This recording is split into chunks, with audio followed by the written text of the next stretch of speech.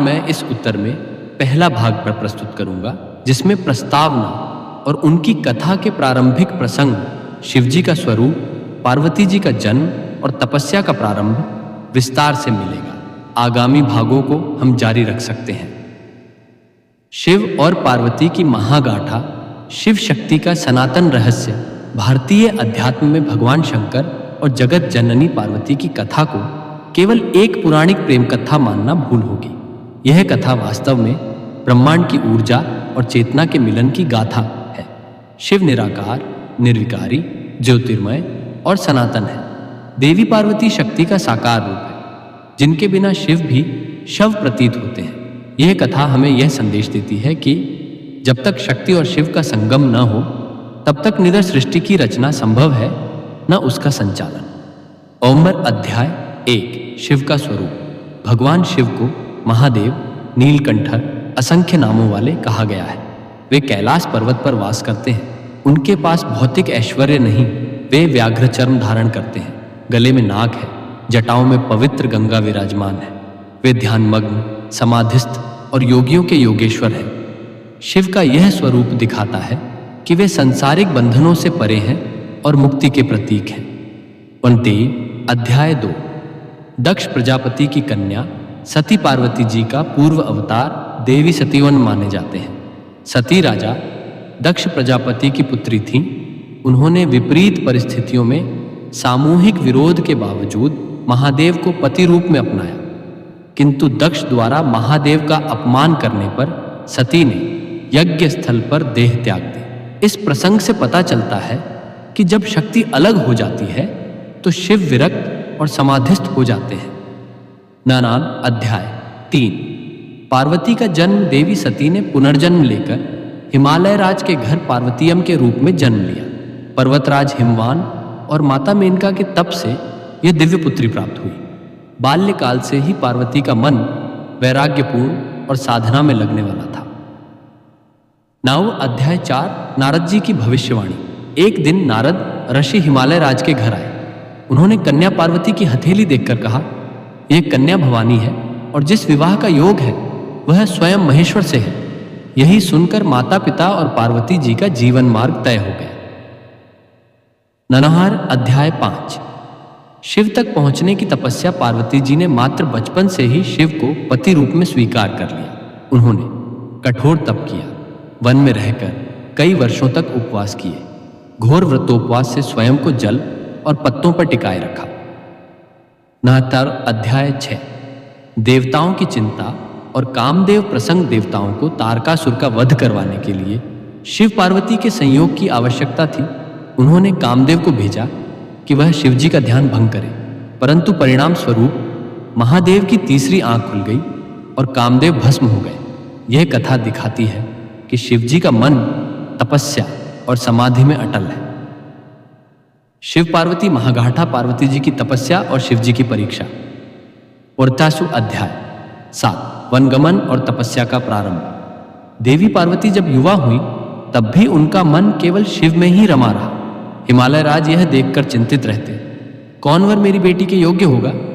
वे राजाओं, देवराज इंद्र आदि का प्रस्ताव सुनते, पर पार्वती का हृदय अडिग था। एक दिन उन्होंने माता पिता से कहा, मेरे जीवन का लक्ष्य केवल महादेव है। जब तक वे मुझे स्वीकार न करें, मैं तपस्या करूंगी। इसके बाद पार्वती वन में चली गई। सबसे पहले वे आश्रमों में ऋषियों की सेवा करती, फिर पर्वतों की गुफाओं में रहकर प्रतिदिन शिव का स्मरण करती। उनके मुख पर सदैव एयुएम नमः शिवाय का उच्चारण रहता। नास अध्याय 8। घोर तप। पार्वती जी ने अपने संकल्प के अनुसार तप की प्रगति बढ़ाई। प्रारंभ में वे केवल फलाहार पर रहीं, फिर केवल पत्तों पर, आगे चलकर केवल जल पर निर्भर। अंततः कई मासों तक केवल वायु के सहारे कठोर साधना करती रहीं। इस घोर तप के कारण उनका शरीर दुर्बल हुआ, लेकिन अंतर्मन तेज और अपार शक्ति से भर गया। उनके तप से तीनों लोकों में कंपन हो गया। नासर अध्याय 9। देवताओं की पुनः प्रार्थना। देवताओं ने विष्णु, ब्रह्मा और अन्य लोकपालों सहित भगवान शिव से प्रार्थना की, हे महेश्वर, आपकी तपस्या लोक कल्याण के लिए है, परंतु शक्ति के बिना आप समाधिस्थ रहते हैं। तारकासुर का संहार करना है और इसके लिए शिव पार्वती का विवाह अनिवार्य है। शिवजी पहले वैराग्य में डूबे थे। वे कहते, मेरा कोई संसार नहीं, मैं मुक्त हूं, तटस्थ हूं। लेकिन तभी नारद जी ने उन्हें बताया कि पार्वती की भक्ति और तप सबसे महान है। रस्म अध्याय 10। शिवजी की परीक्षा, वृद्ध ब्राह्मण का रूप। भगवान शिव ने पार्वती की भक्ति की दृढ़ता परखने का निश्चय किया। उन्होंने एक वृद्ध ब्राह्मण का रूप धारण किया और वन में पार्वती जी के समीप पहुंचे। ब्राह्मण रूपी शिव ने कहा, हे कन्या, तुम इतनी कोमल हो और वन में तप कर रही हो, यह सब क्यों? पार्वती ने विनम्र स्वर में उत्तर दिया, मैं केवल महादेव को ही पति रूप में चाहती हूं, उसी हेतु यह तप कर रही हूं। ब्राह्मण ने अर्थात स्वयं शिव ने अपनी ही निंदा करते हुए कहा, शिव तो अघोरी हैं, श्मशानवासी हैं, गले में सर्प धारण करते हैं, भस्म में लिपटे रहते हैं, उनका कोई घर नहीं, कोई धन नहीं।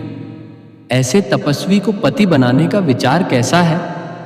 पार्वती ने दृढ़ स्वर में उत्तर दिया, आप चाहे जो कहें, मेरे लिए वे ही सर्वश्रेष्ठ हैं।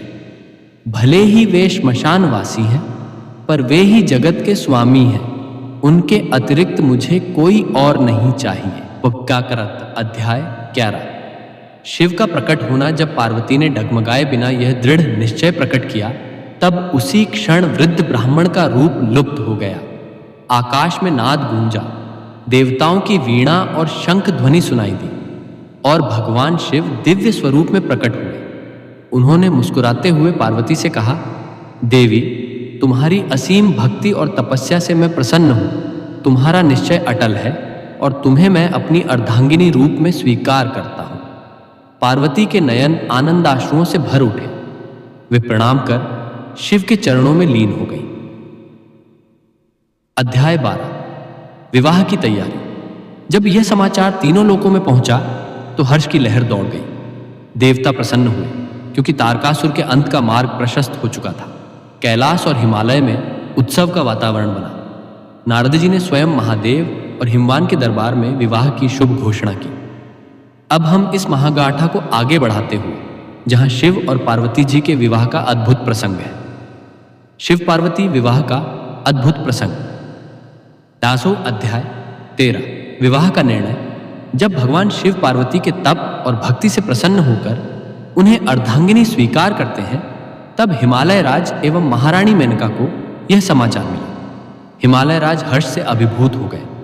उन्होंने अपनी पुत्री पार्वती के दिव्य भाग्य को प्रणाम किया और कहा, जगतपति स्वयं मेरे घर दामाद बनकर आएंगे, यह मेरे कुल का अद्वितीय गौरव है। 18वां अध्याय 14। विवाह का निमंत्रण। नारद ऋषि ने मध्यस्थता कर भगवान शिव को विवाह के लिए औपचारिक निमंत्रण दिया। देवताओं, गंधर्वों, आर्षि मुनियों और सिद्धों को भी आमंत्रित किया गया। हिमवान ने सुवर्ण, रत्न और पवित्र भूमि सजाकर भव्य मंडप की तैयारी शुरू कर दी। 19वां अध्याय 15। अद्भुत बारात। जब विवाह का दिन आया तो शिवजी अपनी बारात लेकर चले। उनके साथ भूत प्रेत, पिशाच, योगी, नागगण, सिद्ध और गंधर्व भी थे। वे सब अद्वितीय व विचित्र रूपधारी थे। कोई खोपड़ी धारण किए, कोई हड्डियों से सजा हुआ, कोई विकराल और कोई अद्भुत। शिवजी स्वयं व्याघ्र चर्म पहने, गले में सर्प, सिर पर चंद्र और भस्म से विभूषित होकर बारात में अग्रसर हुए। यह दृश्य देवताओं और ऋषियों के लिए अद्भुत था। परंतु जब हिमवान की नगर भूमि में बारात पहुंची तो नगरवासियों और स्त्रियों के हृदय धड़क उठे। अर्कड़ा। अध्याय 16। माता मेनका की आशंका। पार्वती की माता मेनका यह दृश्य देखकर घबरा गई। उन्होंने सोचा, मेरी कोमल बेटी इतनी भयानक गणों के बीच कैसे सुखी रहेगी? वे व्याकुल होकर चेतना खो बैठी। तभी नारद जी ने उन्हें आश्वासन दिया, माता, यह तो महादेव का लीलामय रूप है। अभी आप उनके दिव्य स्वरूप का दर्शन करेंगे। यह विवाह चराचर जगत का मंगल करने वाला है। अध्याय 17। शिव का दिव्य रूप। माता मेनका और समस्त उपस्थितों की शांति हेतु भगवान विष्णु ने शिवजी से निवेदन किया, हे महादेव, आप अपना दिव्य स्वरूप प्रकट कीजिए ताकि सबका संशय मिटे। तभी शिवजी ने अपना अद्भुत चतुर्भुज दिव्य स्वरूप प्रकट किया। शरीर पर रत्न जटित आभूषण, पीतांबर, मणिमय मुकुट तेजोमय कांति से प्रदीप्त अंग। यह स्वरूप देखकर हिमवान और मेनका आनंद से अभिभूत हो उठे और बारात का भव्य स्वागत किया। अध्याय 18। विवाह मंडप सज्जा। हिमालय राज के महल के प्रांगण में स्वर्ण मोती और मणियों से सजे मंडप का निर्माण हुआ। देवगण, गंधर्वगण और आशीगण वहां आए। सर्वत्र मंगल गीत और वेद मंत्रों की ध्वनि गूंज रही थी। पुष्प वर्षा हो रही थी। अध्याय 19। विवाह संस्कार। महर्षि भृगु, वशिष्ठ, विश्वामित्र, कश्यप और नारद आदि ऋषियों ने वैदिक रीति से विवाह संस्कार संपन्न कराया। अग्निकुंड प्रज्वलित हुआ। शिवजी और पार्वती जी ने सप्तपदी पूर्ण की। ब्रह्मा, विष्णु और देवगण ने आशीर्वाद दिया। आपका यह मिलन ब्रह्मांड में शिव शक्ति का सनातन संदेश होगा। इससे सृष्टि का संतुलन सदैव बना रहेगा। अध्याय 20। जग का उल्लास। इस दिव्य मिलन से तीनों लोकों में आनंद और शांति छा गई। देवताओं ने पुष्प वृष्टि की, गंधर्वों ने गान किए, असुर और राक्षस भी इस अद्वितीय विवाह से स्तब्ध थे। देवी पार्वती अब महादेव की अर्धांगिनी बनकर कैलाश पर्वत की अधिष्ठात्री हुई। इस खंड में हमने देखा शिव बारात का अनोखा और विस्मयकारी स्वरूप, माता मेनका की चिंता और शिव का दिव्य रूप, और अंततः वैदिक विधि से हुआ शिव पार्वती का पवित्र विवाह। हम विस्तार से बताएंगे विवाह पश्चात का जीवन, कैलाश गमन, पार्वती जी की लीलाएं और कार्तिकेय और आगे चलकर गणेश जी के जन्म की पृष्ठभूमि। अब इस अमृतमयी कथा को आगे बढ़ाते हैं। विवाह के बाद का जीवन, कैलाश पर्वत की रम्यता और कार्तिकेय जी के जन्म की गाथा। कैलाशवास और कार्तिकेय का जन्म। अर्घानिम। अध्याय 21। कैलाश गमन। विवाह के बाद महादेव पार्वती जी को लेकर कैलाश पर्वत पर पहुंचे। कैलाश बर्फीली चोटियों, शांत वनों और दिव्य गुफाओं से सुशोभित था। वहां गण, योगी और सिद्ध निरंतर शिव का भजन करते थे। पार्वती जी अब कैलाश की अधिष्ठात्री देवी बन गई। कैलाश पर शिव और शक्ति का जोड़े बनने से भक्ति, साधना और कल्याण की धारा बहने लगी। अध्याय 22। पार्वती का गृहलक्ष्मी रूप। विवाह के उपरांत पार्वती जी ने गृहलक्ष्मी रूप धारण किया। अध्याय 23। देवताओं की चिंता। तारकासुर। तभी देवताओं को पुनः आसन्न संकट की याद आई। असुरराज तारकासुर अत्यंत शक्तिशाली बन चुका था। ब्रह्मा जी से वरदान पाकर वह अजेय हो गया था और केवल शिवपुत्र ही उसका वध कर सकता था। इसीलिए देवगण ब्रह्मा, विष्णु और ऋषियों सहित कैलाश पर गए। उन्होंने हाथ जोड़कर कहा, हे महादेव, अब समय आ गया है कि आपके और पार्वती जी के पुत्र का जन्म हो, जो तारकासुर का संहार करेगा। तनक तो। अध्याय 24। शिव का तेज और अग्निदेव शिवजी ने ध्यान करके अपने दिव्य वीर तेज का उत्सर्जन किया। वह अग्नि और वायु के द्वारा सुरक्षित किया गया, क्योंकि वह अत्यंत प्रचंड था, जिसे कोई स्त्री सीधा धारण नहीं कर पा रही थी। अग्निदेव उस तेज को लेकर दिव्य सरोवरों और नदियों तक पहुंचे। अंततः यह तेज हिमालय की कन्या गंगा द्वारा धारण किया गया और सरिता के जल में स्थापित हुआ। तरभर। अध्याय 25। कार्तिकेय का उत्पत्ति प्रसंग। उस दिव्य ऊर्जा से चिड़ानन कार्तिकेय, स्कंद या कुमार स्वामी का प्राकट्य हुआ। कार्तिकेय के 6 मुख थे, जो 6 कृतिकाओं, तारक कन्याओं के पालन से बने। इसीलिए उनका नाम कार्तिकेय पड़ा।